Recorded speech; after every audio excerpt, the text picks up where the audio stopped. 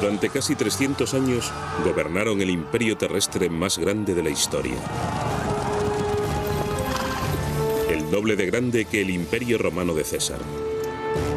Más duradero que el de Napoleón. Tan impactante para el mundo como el de Alejandro Magno.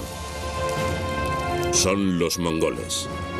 La furia que se desata como una tormenta desde las estepas.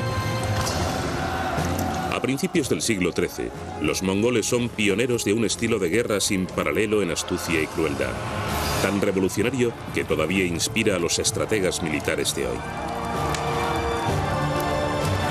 Barriendo al este y al oeste, destrozándolo todo a su paso, hacen temblar el viejo orden mundial y alteran el curso de la historia. Bárbaros, mongoles.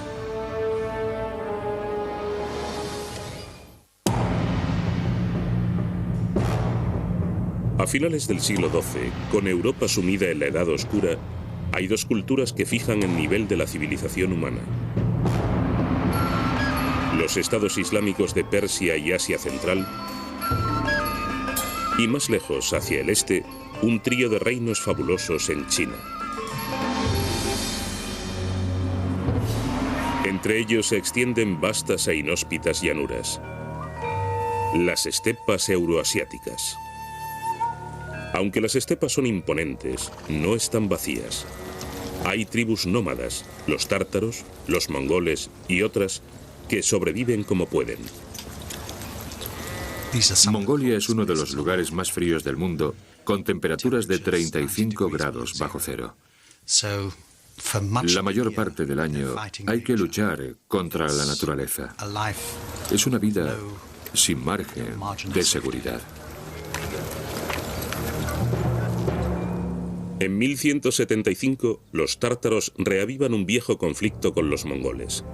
Las dos tribus, tan parecidas en estilo de vida y creencias, están amargamente enfrentadas por antiguas rivalidades, un ciclo interminable de alianzas, traiciones y venganzas. Atrapados en sus propias luchas, ignoran a su enemigo común, los ricos y poderosos Qin del norte de China. La política de la dinastía Qin con Mongolia era la de divide y vencerás. Los Qin usaban a los tártaros para atacar a otros grupos y tribus nómadas que se habían hecho demasiado fuertes o amenazantes.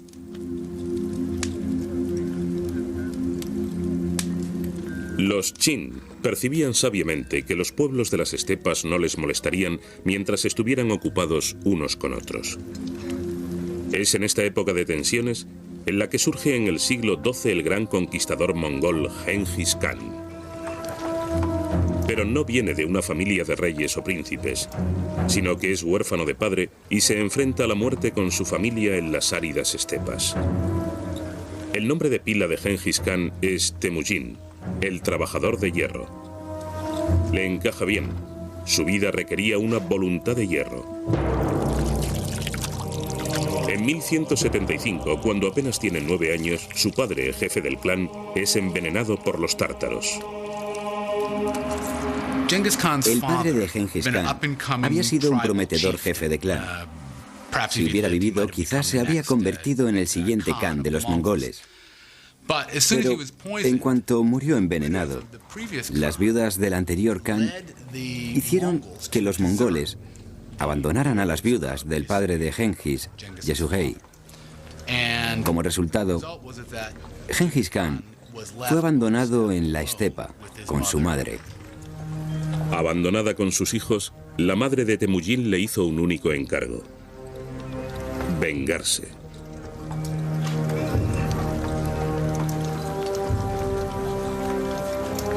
Creció, nos imaginamos, con un fuerte instinto de venganza.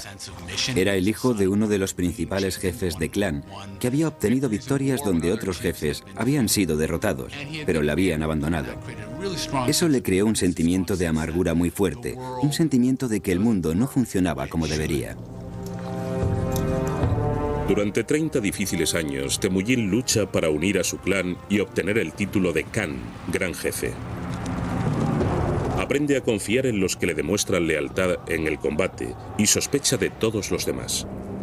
Con 40 años se ha convertido en un jefe de clan de gran talento. Se trata de un hombre como Alejandro, como Hitler, con un carisma inmenso que hace que la gente le siga por la fuerza de su personalidad. Una vez unificada su tribu, en 1196, Temujin se dedica a su segunda tarea: vengarse de los tártaros. Su táctica era enteramente a caballo e incorporaba todas las técnicas que se puedan suponer. Por ejemplo, técnicas aprendidas de la caza que empleaba como táctica en la batalla. A menudo fingía la retirada, atrayendo al enemigo para rodearlo y después engullirlo. Había elementos en sus tácticas que recuerdan a los de la Blitzkrieg, guerra relámpago alemana. Lo que destaca en el caso de Temujin, de Gengis Khan, es su reorganización de la sociedad. Eso ha de considerarse una de sus aportaciones más importantes. No solo innovaciones militares, sino también sociales. Coge la antigua estructura tribal de los mongoles centroasiáticos y la refunde a su propia imagen, rompiendo las antiguas lealtades tribales, pero manteniendo el poder de la caballería tribal.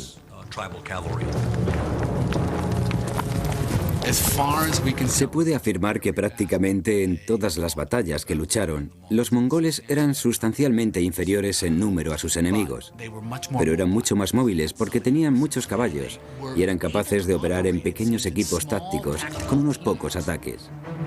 Por eso lo primero que pensabas cuando peleabas contra los mongoles era que parecía que estaban en todas partes. A menudo se acercaban en una única hilera y de repente se dispersaban y reaparecían rodeándote por todas partes. Era realmente molesto. La combinación mongola de equitación magistral y estrategia táctica sobrecogía a sus enemigos. En menos de 2 años, los tártaros son prácticamente borrados de la faz de la tierra. Solo queda su nombre. Y son los primeros de muchos, porque Temujin ha diseñado para su ejército la caballería ligera más brillante que ha conocido el mundo. Y se venga de los tártaros, del pueblo que les había causado tantos infortunios a su familia y a sus familiares. Y cuando finalmente los derrota, cuenta la leyenda que hizo que ejecutaran a todos los que fueran más altos que el eje de un carromato. Así que aniquila a esta tribu. El ambicioso jefe es un hombre religioso. Venera la jerarquía natural que contempla a su alrededor. La tierra es sagrada. Los ríos son sagrados. Pero encima de todo está el cielo, el protector de los nómadas. Para Temujin, los asuntos humanos deben reflejar esa jerarquía, y un hombre debe estar por encima de todos los demás. A Temujin no le cabe duda que el destino le ha elegido a él como jefe. Creía que pertenecía a un linaje celestial con un destino. ¿Por qué? Porque cuando se consigue la victoria en la batalla, es porque así lo decide el cielo, Dios, el Mokatenga, el cielo o Dios eterno, del que Gengis Khan creía que dependía todo. Las victorias en la batalla y todos los éxitos y fracasos del mundo. En 1206, un consejo de jefes de tribus de la estepa aclama a Temujin como jefe universal, o Gengis Khan. Ahora se dispone a conquistar el resto del mundo y a labrar su reputación como el más sangriento de todos los bárbaros.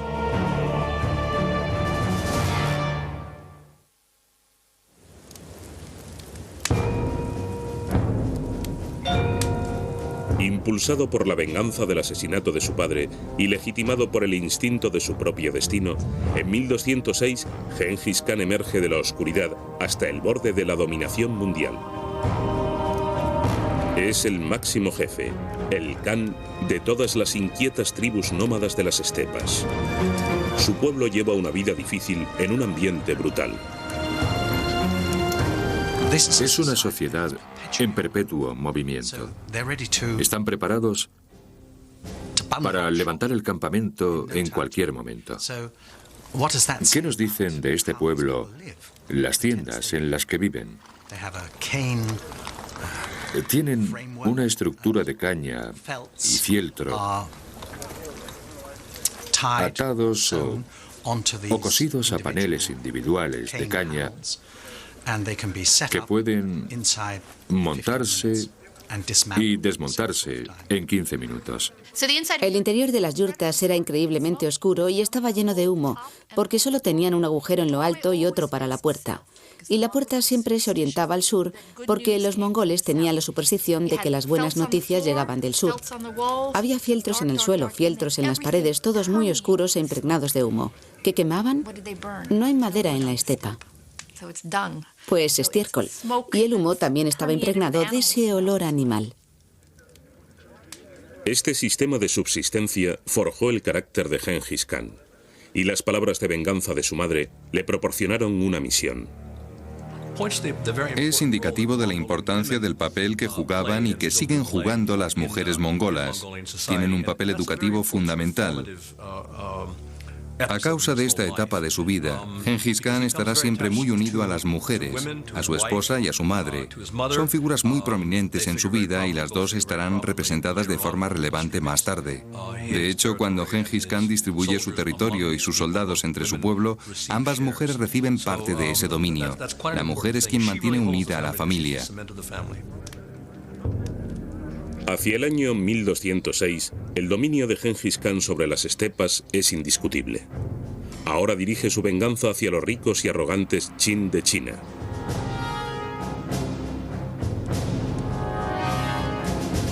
En 1211, los mongoles se disponen a invadir China. La enorme y antigua nación les considera sucios advenedizos que a veces arman un poco de jaleo. Los chinos no tienen ni idea de a lo que se van a enfrentar. En el sur de China, la dinastía Sun, los chinos del sur del país, a menudo consideraron a los mongoles como posibles aliados y desarrollaron una imagen muy interesante de ellos. Creían que los mongoles eran un pueblo bárbaro, cruel y salvaje, pero a la vez incorruptible y sin malear. En unas pocas horas, las tropas mongolas aniquilan un ejército chino mucho más grande. Los nómadas aprenden rápido. Copian las técnicas chinas de asedio para abrir brechas en sus murallas. Se convierten en la personificación del terror. Entonces empiezan a tocar los tambores que llevan 4 hombres con cuerdas. El simple sonido de los tambores hace que la gente enloquezca de miedo.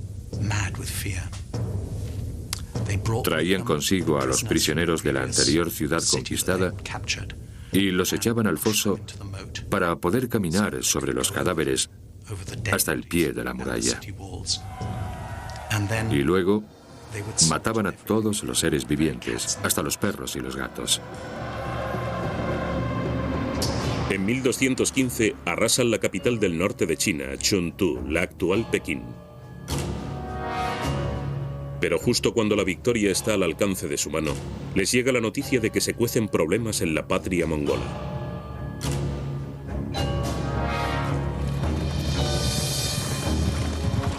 La noticia le llega a Gengis Khan a través de 1.600 kilómetros de territorio, transportada por un sorprendente sistema de comunicación que acabará conectando a todo el imperio mongol. Desarrollaron desde muy pronto un sistema conocido como YAM, que funcionaba como el Pony Express. Se despachaba a 2 mensajeros con insignias especiales alrededor de la cintura que indicaba que eran emisarios oficiales del gobierno. Se les proporcionaban caballos en estaciones de correos cada 40 kilómetros para que los dos pudieran seguir galopando con rollos de mensajes en sus manos. En 1218, los jinetes Yam le llevan a Gengis Khan la noticia de que Kuchlug, el Khan del clan de los Naiman, está fomentando una rebelión entre otras tribus descontentas. El orden que tanto le ha costado ganar a Gengis Khan se ve amenazado por la deslealtad de su propio pueblo. No se puede tolerar.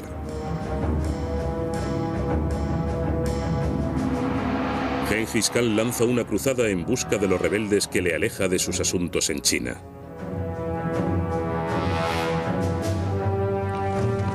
Mientras persiguen a los rebeldes hacia el oeste en tierra musulmana, se anexionan un reino detrás de otro. Antes de cruzar cada frontera, Gengis Khan le ofrece al gobernante local la opción de entregar a los conspiradores y rendirse pacíficamente. Si el gobernante se resiste, Gengis Khan le previene de que no tendrá piedad. A un jefe le escribe: el desastre te alcanzará a ti también. La campaña de venganza de Gengis Khan ha ampliado su imperio hasta rozar las fronteras del antiguo reino de Warazam, lo que hoy es Uzbekistán. Aunque Warazam es un objetivo atractivo, Gengis Khan decide no ir más lejos. Ha aprendido algo nuevo. Creo que el momento clave de la carrera de Gengis Khan, el que lo eleva de ser un jefe territorial de la Mongolia exterior, y no es casualidad que Mongolia exterior signifique el quinto pino, detrás de más allá, a convertirse en un actor principal del escenario mundial. Se da cuenta de que sus territorios comprenden la ruta de la seda y que puede cambiar la suerte de su pueblo con el comercio. Envía una serie de embajadas a su vecino más cercano, el sultán Mohammed, que era el gobernante del este del mundo islámico. Las embajadas van seguidas de una caravana de 1.500 camellos. Y creo que lo que pasó es que una caravana de camellos era tan fastuosa que despertó la avaricia del gobernador musulmán del puesto fronterizo de Utrar, que la requisó. El gobernador de la ciudad fronteriza vio que llegaba una embajada de mercaderes mongoles y le preguntó al sultán Mohammed lo que debía hacer. Y le contó que podía tratarse de espías. Le hizo creer que los enviados mongoles eran espías. ¿Qué debo hacer con ellos? ¿Puedo masacrarlos? Y el sultán Mohammed le dijo sí, y los mataron. Impasible, Gengis Khan envía un segundo emisario que también es capturado. Le afeitan la barba en la calle como humillación y le envían de vuelta. La caravana de regalos, por supuesto, no es enviada de vuelta. El despacho final de Gengis Khan al sultán Mohammed es simple y lacónico. Has elegido la guerra, le escribe. Y fue ese suceso, por avaricia, por romper las leyes del intercambio de embajadores y de permiso a los mercaderes para cruzar fronteras libremente, lo que causó la catástrofe mongola. Una catástrofe que, según narra una crónica rusa, no dejó ni un ojo abierto que llorara a los muertos. Llegaron, atacaron, saquearon, quemaron, asesinaron y se marcharon. Fue un completo desastre para el mundo civilizado, que había explotado por una pequeña chispa. Mientras sus soldados se preparan para la guerra en 1219, Gengis Khan se muestra despreocupado. Pasará, dice, lo que tenga que pasar, y lo que sea, no lo sabemos nosotros. Solo Dios lo sabe. Llevando a cabo el plan celestial de Dios, el Khan enseñará a sus enemigos una tremenda lección y continuará una conquista que destruirá todo lo que le salga al frente, incluyendo los conocimientos y riquezas de una civilización entera.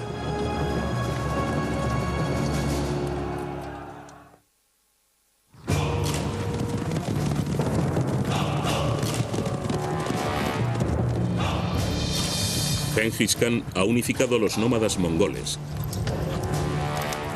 ha sometido a los opulentos chinos y ahora, en 1219, está a punto de abatirse sobre el sultán Mohammed, soberano del imperio Warazam de Asia Central. Gengis Khan es un hombre motivado por la venganza. Inalchuk, el gobernador del sultán, ha humillado flagrantemente a un enviado diplomático mongol, un abuso intolerable. Pero el bastión del sultán, Samarcanda, está defendido por un ejército mucho más grande que el de Gengis Khan. Para igualar la desventaja, el Khan pone en marcha las herramientas que también le han servido en el pasado: la movilidad y la sorpresa. Lo más interesante de esta campaña en especial es que Gengis Khan dividió a su ejército frente a un adversario superior. Es el tipo de táctica que asociamos con el general Lee o con la Blitzkrieg de la Segunda Guerra Mundial. Su propósito es atravesar el frente enemigo para crear confusión y distracción en la retaguardia, y así poder retirarse luego y tomar esas posiciones. Creo que eso es una parte muy significativa de lo que hace. Gengis Khan asesta su primer golpe en la ciudad fronteriza de Utrar en 1219. Tras un asedio de 5 meses, los mongoles irrumpen a través de las defensas y destrozan todo lo que se encuentran por delante. Su crueldad no tiene límites. ¿Por qué eran tan crueles los mongoles? Nadie conoce la verdadera explicación. Pero como hecho, es indiscutible que esa gente no hacía la guerra de la forma habitual. Al gobernador avaricioso Inalchuk le reservan un destino especial. Descubre de primera mano el significado del viejo proverbio mongol: devuelve lo que te dieron. Arrastrado fuera de su refugio en la ciudadela, le sujetan mientras le vierten plata fundida en los ojos y en las orejas.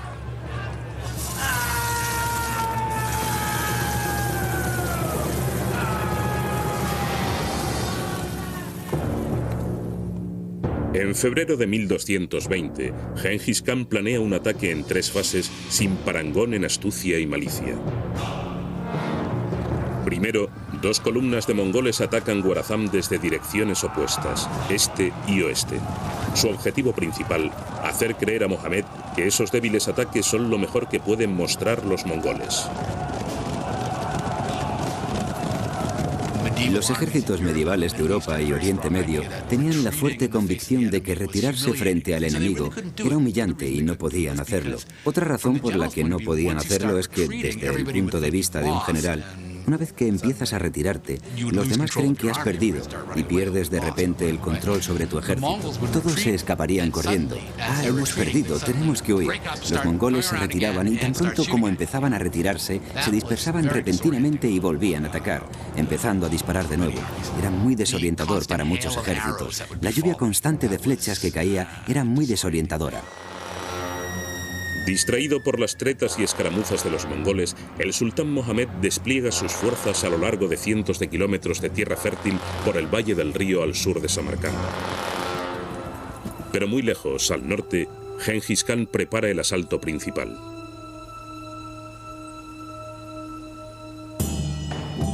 Gengis Khan recluta cuidadosamente como guías a los contrabandistas y bandidos que conocen los pozos de agua secretos y las rutas de camellos del desierto de Kilth-Kum. Son ellos quienes guiarán a sus ejércitos a través de 500 kilómetros de castigadas arenas del desierto. Es la puerta de atrás del reino del sultán. En marzo de 1220, Gengis Khan y su ejército emergen de lo que el sultán creía que era un desierto impenetrable, como los demonios de su peor pesadilla. En uno de los ataques estratégicos de retaguardia más grandiosos de la historia de la guerra, la orgullosa Samarcanda cae en solo 10 días. El sultán Mohammed muestra su verdadero talante, huyendo de una ciudad en otra para salvar la vida. Como cazadores persiguiendo a un zorro, los grandes generales mongoles reciben 20.000 hombres para aplastar cualquier población que refugie al sultán fugitivo y le siguen el rastro de forma infatigable hasta que lo matan.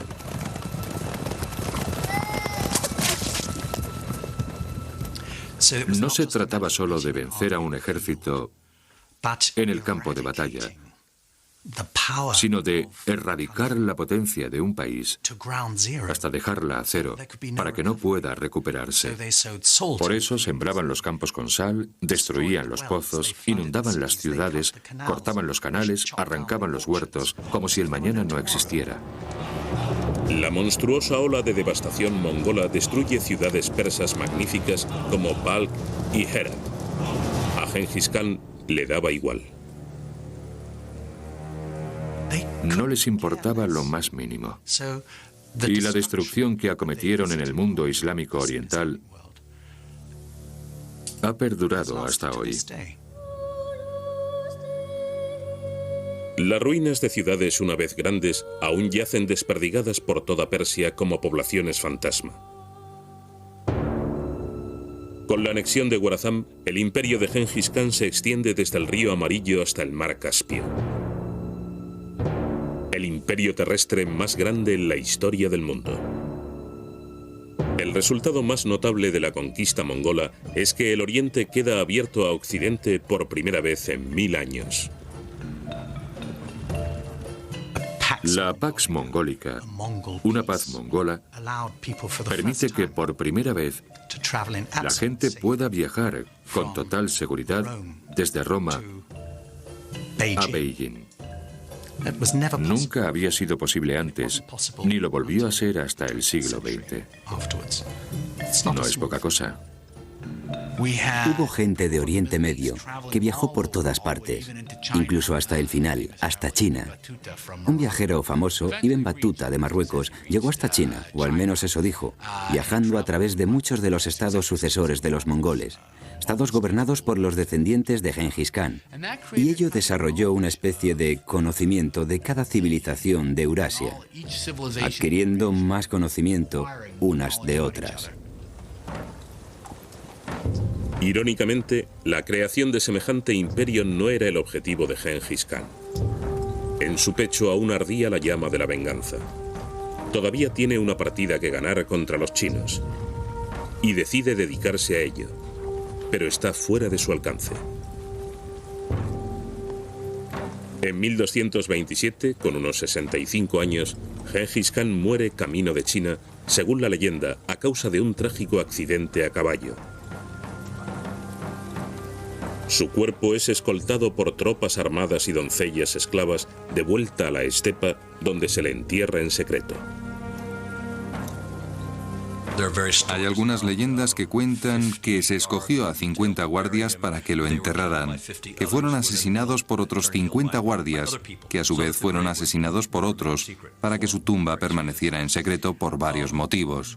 Y no se conoce el lugar exacto. Los jefes mongoles eran enterrados en completo secreto. Salían en una procesión con la gente que iba a enterrarles, haciendo sonar los cuernos y tocando los tambores, haciendo tanto ruido como fuera posible. Si la procesión se encontraba con alguien camino del lugar secreto donde se iba a producir el entierro, le asesinaban. El objetivo era que nadie debería saber dónde están enterrados los grandes mongoles. No se ha descubierto nunca ninguna tumba de un jefe mongol. Nunca se han encontrado y no tenemos ni idea de lo que contienen. El imperio de Gengis Khan parece haberse perdido tanto como su túmulo funerario, porque tras su muerte, el estado que había unificado se disgrega, dividido en 4 reinos para sus 4 hijos. Pero el sueño continúa. Se convertirá en pesadilla en manos de otro conquistador mongol. Impulsado por imágenes de gloria, desencadenará un reinado de terror incluso más sangriento y brutal que el de Gengis Khan.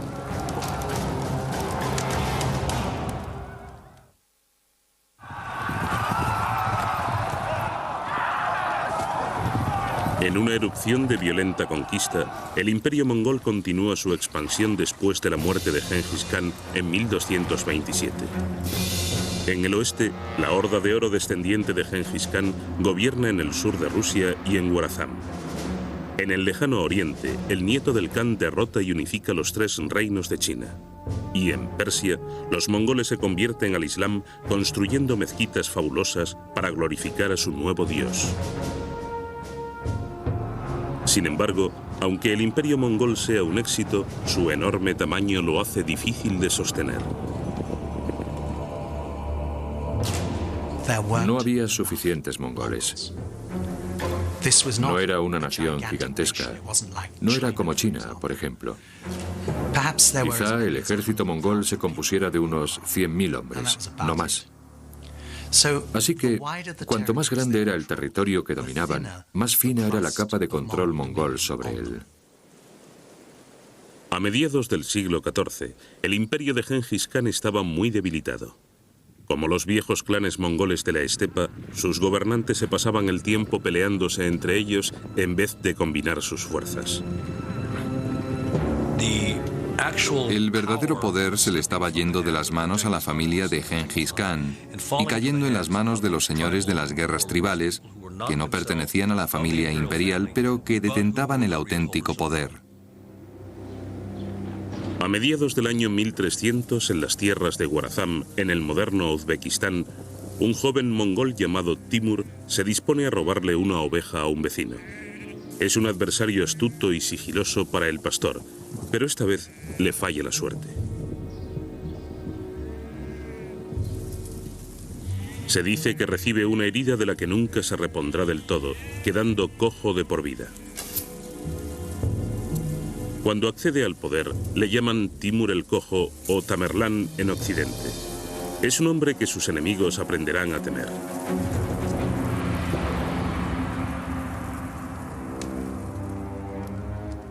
Hacia el año 1360, Timur es un importante emir o jefe, un maestro del ajedrez y un hábil estratega. Aunque es mongol, no puede demostrar descender de Gengis Khan, así que se inventa una elaborada genealogía ligándose al gran jefe. Incluso toma 2 esposas descendientes de Gengis Khan para legitimizar su pretensión. Creo que Timur se veía a sí mismo como el restaurador de la nueva versión de la historia de Gengis Khan. Era su propia versión reflejada a través del prisma de sus ambiciones. Y hasta cierto punto se veía a sí mismo como un hombre con un destino, no solo como el enviado del cielo que había sido Gengis Khan, sino como una persona actuando por derecho propio. Hacia 1375, el imperio mongol no es el único proyecto de restauración de Timur. Siglo y medio después de que Gengis Khan incendiara Samarcanda, Timur espera hacer de su ciudad adoptiva la joya del mundo. Había nacido en esa zona y siempre estuvo muy apegado a lo que hoy es Uzbekistán como lugar de nacimiento. Y en el transcurso de sus campañas, donde quiera que estuviese, mataba a todos los hombres de la ciudad, pero salvaba de la muerte a los artesanos y los enviaba a Samarcanda.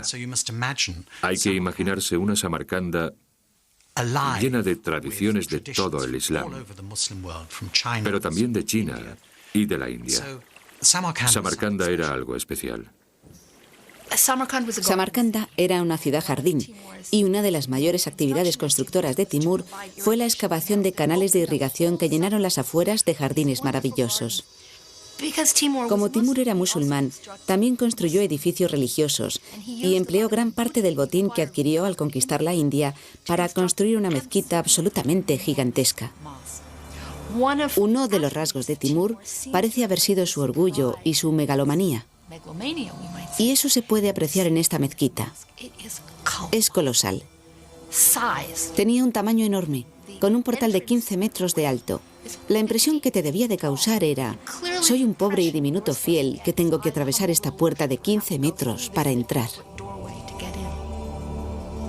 La magnificencia de Samarcanda es un testamento al poderío de Timur, pero es también un testamento a su forma brutal de imponer el orden.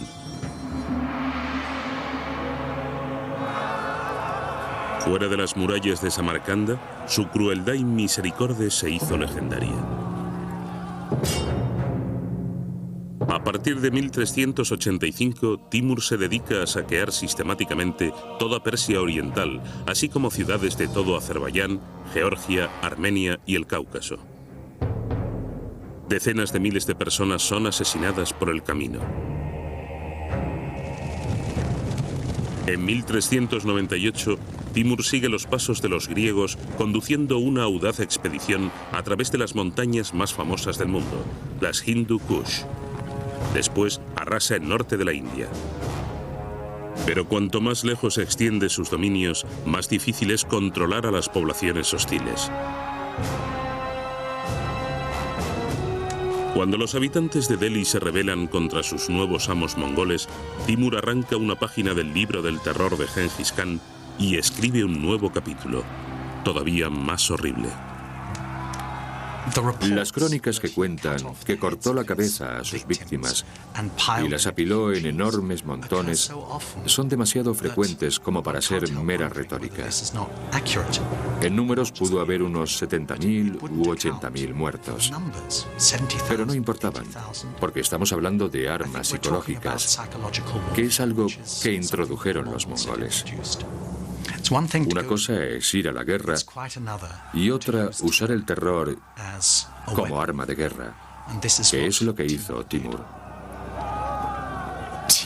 Timur aprovechó con eficacia el legado de Gengis Khan. Fue más cruel, en el sentido de que sus matanzas eran más brutales y más rápidas, aunque siempre respetando a los artesanos. Cuando dicen que destruyó una ciudad, se trata de una metáfora, que quiere decir que mató a tanta gente como para que fuera un desastre, pero luego se llevaba de cada ciudad que conquistaba a los mejores trabajadores, los mejores artesanos, los mejores ingenieros y los mejores productos. La línea del cielo de cúpulas de la moderna Estambul es testigo de una dinastía que se interpuso en el camino del sueño de Timur con un imperio mongol del tamaño del de Gengis Khan, los turcos otomanos. En 1402, los territorios en expansión de Timur alcanzaban las inamovibles fronteras del sultán otomano Bayezid. Orgullosos hasta rayar en la arrogancia, ninguno de los dos soberanos toleraba al otro. Timur llega incluso a sugerir que la madre de Bayezid es de nacimiento incierto, queriendo decir que es una puta. Bayezid ya no soportó más. Conduciendo uno de los mejores ejércitos del mundo, el sultán sale de su fortaleza de Ankara para encontrarse con las fuerzas muy inferiores de Timur. Confiado e imponente, sabe poco del genio astuto del mongol Timur.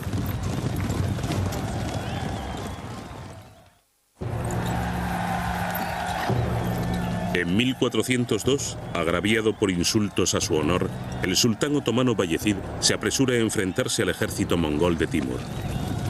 Pero Timur, consciente de la ruta del sultán, rodea ágilmente a los turcos. Viajando por rutas desconocidas, coge al sultán por sorpresa y pone sitio al bastión turco, la propia Ankara. Es un giro de los acontecimientos humillante para Bayezid, que se ve obligado a batirse en rápida retirada para defender su ciudad. Cuando por fin llegan sus agotadas tropas, no son rival para el ejército bien descansado de Timur. Y lo que es peor, en el fragor de la batalla, un batallón turco entero deserta y se pasa al bando mongol cuando ven a un príncipe admirado por ellos luchando junto a Timur. Engañado, traicionado y totalmente agotado, el sultán Bayezid rehúsa noblemente abandonar el campo de batalla. Está decidido a luchar hasta el final, pero es capturado y hecho prisionero. La derrota otomana le resulta dulce a Timur, pero es aún más deliciosa para la Europa cristiana. Si se contempla la situación sobre el gran mapa estratégico de Eurasia en esa época, los sultanes otomanos estaban obligados a invadir Constantinopla. Habían penetrado en Europa. La habían rodeado. Estaban listos para empezar el asedio que destruiría la ciudad principal de la cristiandad oriental. Y justo entonces tuvieron mala suerte. Alguien llegó llamando a la puerta de atrás, y ese era Timur. La reacción de Europa a la derrota de Bayezid fue de alegría inconmensurable.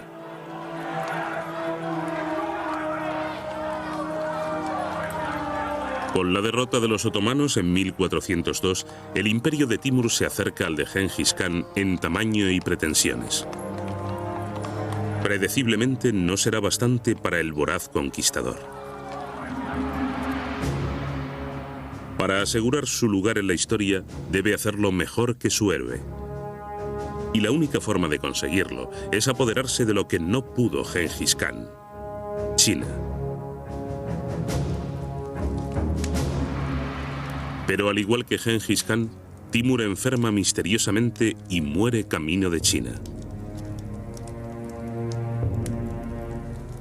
En 1405 es enterrado en Samarcanda en una tumba tan ornamentada como sencilla fue la de Gengis Khan.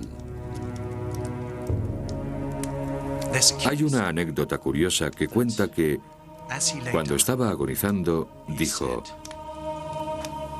«No profanéis mi tumba, porque si lo hacéis, os caerá una maldición peor que yo». Y su tumba permaneció completamente sellada hasta el 22 de junio de 1941, cuando unos arqueólogos soviéticos la abrieron y encontraron el esqueleto de un hombre alto con la cadera dañada. Y el 22 de junio de 1941, Hitler lanzó su ataque sobre Rusia, lo que marcó el comienzo de una etapa en la que morirían unos 20 millones de rusos en 4 años. Así que se puede decir que su sombra se alargó hasta el siglo XX. Sin la fuerza de la personalidad y el liderazgo de Timur, sus herederos son incapaces de mantener el imperio unido. Los mongoles empiezan a difuminarse en la historia. Demasiado pocos en número para gobernar su vasto imperio, acaban asimilándose a las culturas que conquistan, adoptando como propias sus religiones y costumbres. Y sin embargo, se puede decir que hoy en día su impacto permanece inconmensurablemente presente. Al abrir China a Occidente, los mongoles crearon una sed insaciable de mercancías asiáticas. El impulso para saciarla fomentó la era de los descubrimientos y los viajes que conducirían a Europa a América.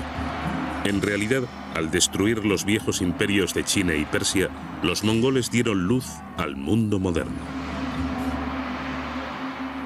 Un imperio que se extendía desde el mar de Japón hasta el Báltico, desde Corea hasta el este de Alemania, que ocupaba la mayor parte de Eurasia, excepto la India y el sudeste asiático. No había nada igual. ¿Volverá a ver el mundo un imperio igual? En Mongolia, algunos esperan fervientemente que sí. Incluso hoy en día, allí adoran a Gengis Khan como a un dios. Su nombre es una fuente de orgullo nacional, su tienda, un templo sagrado. No es extraño que los mongoles esperen ansiosamente que su espíritu resurja y que regrese el bárbaro.